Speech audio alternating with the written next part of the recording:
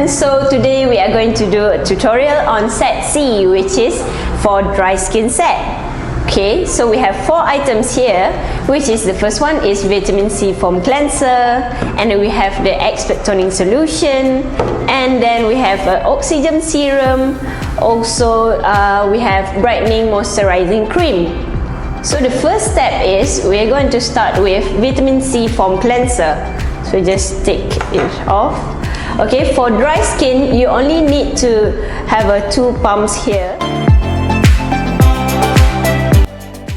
Next step is we're going to use expert toning solution. Okay, so take a side seal facial puff.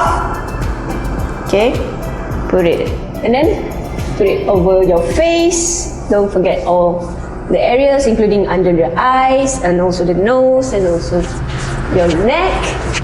And then we are going to use an oxygen serum. This is very important as it locks moisture to your skin. It is enriched with capsulated vitamin E.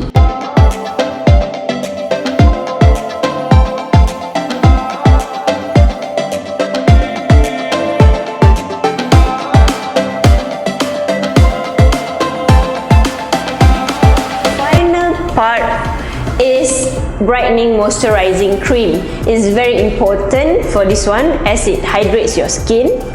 Okay, it's very convenient as you can just squeeze this. Okay, see, take it off.